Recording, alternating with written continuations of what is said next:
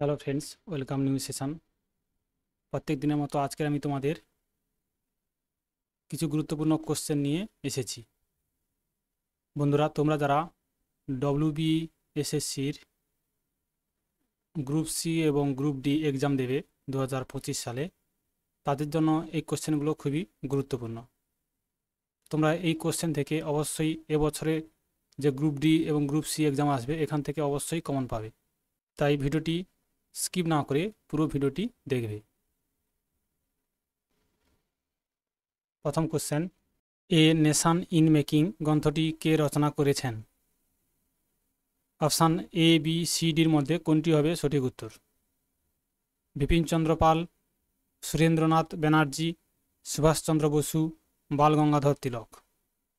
একে দেখে কোশ্চেনের সঠিক উত্তর হবে option B, Surendranath Banerjee. Next, দুই দায় কোশ্চেন, কোন বছর জাতীয় শিক্ষা পরিষদ গঠিত হয়? জাতীয় শিক্ষা পরিষদ গঠিত হয় কোন বছর বা কোন সালে? অপশান ডি, 1906 সালে। নেক্সট, তিনি দেয় কোশ্চেন, চিরস্থায়ী বন্দোবস্ত কে প্রবর্তন করেন? চিরস্থায়ী বন্দোবস্ত কে প্রবর্তন করেন? সঠিক উত্তর অপশান সি, কর্নওয়ালিস। 1793 সালে চিরস্থায়ী বন্দোবস্ত প্রবর্তন করেন লর্ড কর্নওয়ালিস। 1943 সালে ভারতের স্বাধীনতা সংগ্রামের ইতিহাসে কী কারণে গুরুত্বপূর্ণ ছিল?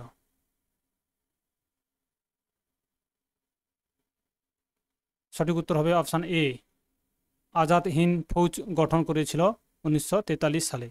এছাড়াও আরও একটি গুরুত্বপূর্ণ ঘটনা ছিল, এই 1943 সালে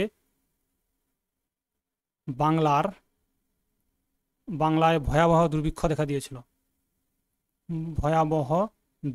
দেখা দিয়েছিল।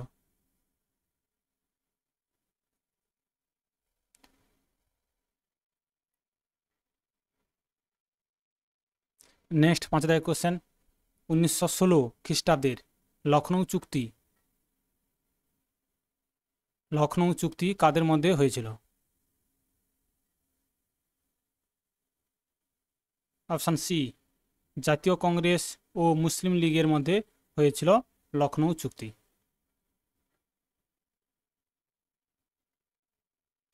নেক্সট, 6 দাগের কোশ্চেন, নিচের কোনটির ব্যর্থতার পর ভারত ছাড়ো আন্দোলন শুরু হয়?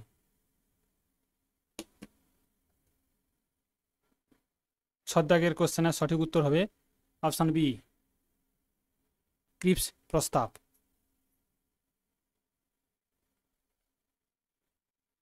নেক্সট, 7 দাগের কোশ্চেন, ভারতের হোমরুল আন্দোলন কে শুরু করেছিলেন? সঠিক উত্তর হবে অপশান ডি, অ্যানি বেসান্ত ও বালগঙ্গাধর তিলক।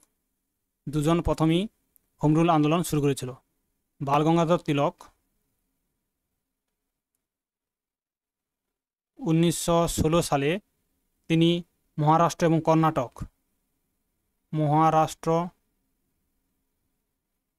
ও কর্ণাটক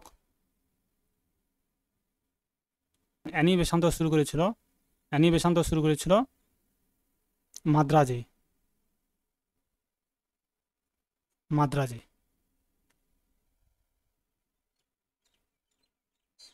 নেক্সট, 8 দাগের কোশ্চেন, গভর্নর জেনারেল পদমর্যাদাটি কত খ্রিস্টাব্দে পরিবর্তিত হয়ে ভাইসরয় হয়েছিল? সঠিক উত্তর হবে কোনটি? 1858, 1885, 1905, 1860। সঠিক উত্তর হবে অপশান এ, 1858 সালে গভর্নর জেনারেল পদটি পরিবর্তিত হয়ে ভাইসরয় হয়েছিলেন।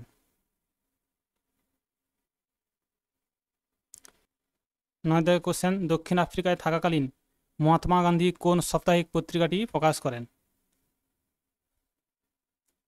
সঠিক উত্তর অপশান সি, ইন্ডিয়ান ওপিনিয়নটি প্রকাশ করেছিল 1903 খ্রিস্টাব্দে।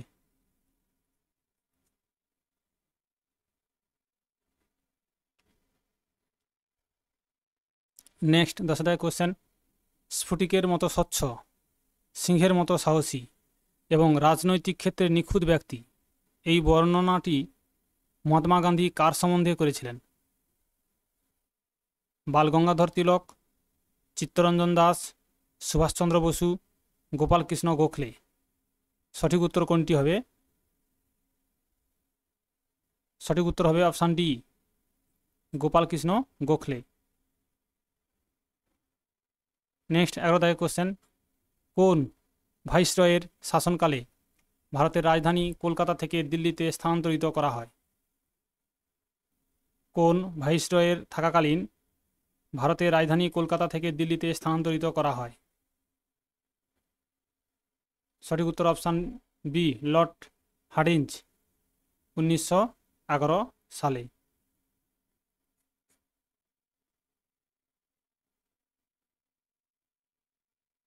নেক্সট 12 কোশ্চেন, 1930 খ্রিস্টাব্দে কোথা থেকে মহাত্মা গান্ধী আইন অমান্য আন্দোলন শুরু করেন?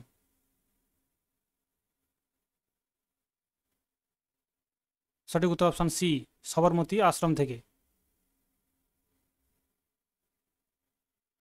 নেক্সট 13 কোশ্চেন, বন্দে মাতরম প্রথম কোথায় প্রকাশিত হয়? অপশান এ, আনন্দমঠ উপন্যাসে। নেক্সট 14 কোশ্চেন, গান্ধীজির ডান্ডি অভিযানের সময় কোন বিখ্যাত গায়ক রঘুপতি রাঘব রাজারাম গানটি গেয়েছিলেন? ডান্ডি অভিযানের সময় কোন বিখ্যাত গায়ক রঘুপতি রাঘব রাজারাম গানটি গেয়েছিলেন?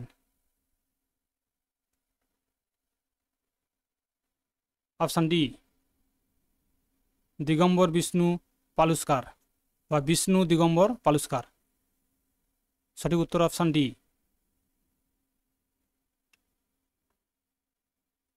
নেক্সট 15 কোশ্চেন, জালিয়ানওয়ালাবাগ হত্যাকাণ্ডের জন্য দায়ী জেনারেল ডায়ারকে নিচের কে গুলি করে মেরেছিলেন? এটা খুব গুরুত্বপূর্ণ কোশ্চেন। সঠিক উত্তর হবে option B, Udham Singh. Next 16 question, Bartaman Bharat কার রচনা?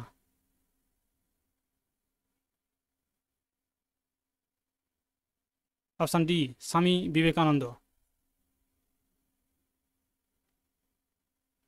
17 কোশ্চেন, 1857 সালে মহাবিদ্রোহে নিচের কাকে ব্রিটিশরা ধরতে পারেনি? সঠিক উত্তর অপশান সি, নানা সাহেবকে।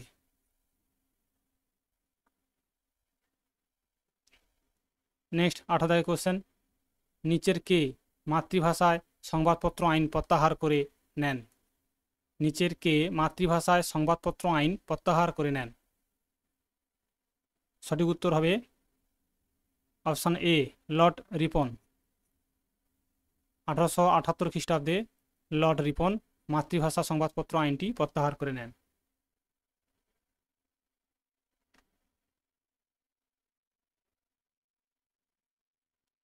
কোশ্চেন, কোন তারিখে ব্রিটিশ সংসদে ভারতীয় স্বাধীনতা বিল পাস হয়?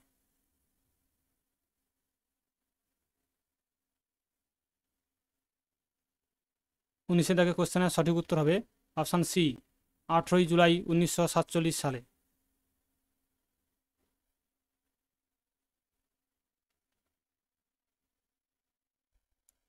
নেক্সট 20 কোশ্চেন, ব্রিটিশ শাসনে কখন প্রথম বাংলা ভাগ করা হয়? ব্রিটিশ শাসনে কখন প্রথম বাংলা ভাগ করা হয় বা বঙ্গভঙ্গ হয়েছিল কত খ্রিস্টাব্দে? সঠিক উত্তর হবে অপশান ডি, 1905 খ্রিস্টাব্দে বা 5 সালে।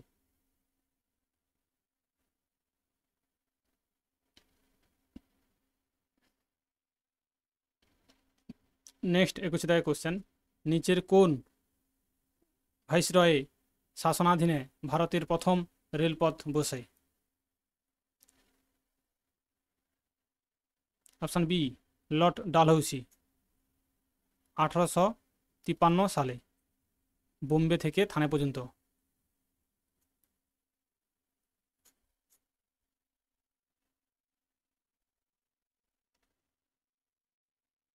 বাইশে দাগের কোশ্চেন, সাইমন কমিশনের খতিয়ে দেখার বিষয় ছিল কি? সাইমন কমিশনের খতিয়ে দেখার বিষয় কি ছিল? দুর্ভিক্ষ, উচ্চশিক্ষা, সাংবিধানিক সংস্কার নাকি দেশীয় রাজ্যের সংস্কার? সঠিক উত্তর অপশান সি, সাংবিধানিক সংস্কার। Option C is a right answer. Next 23 দাগের কোশ্চেন, গান্ধী আরোইন চুক্তির ফলে নিচের কোন আন্দোলন প্রত্যাহার করে নেওয়া হয়? অপশান সি, আইন অমান্য আন্দোলন।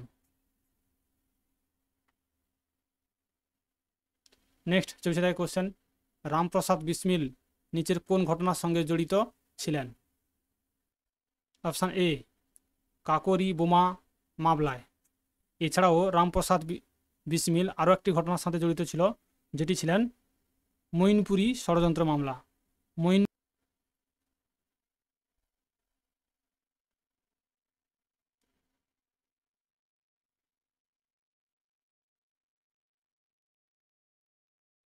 1918 সালে মইনপুরী ষড়যন্ত্র মামলায় রামপ্রসাদ বিসমিল জড়িত ছিলেন।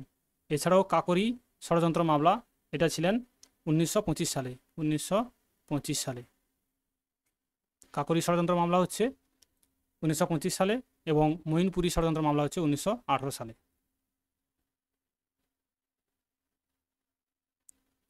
নেক্সট 25 দাগের কোশ্চেন, আজকের দিনের শেষ কোশ্চেন, ভারতীয় জাতীয় কংগ্রেসের প্রথম মহিলা সভানেত্রী কে ছিলেন?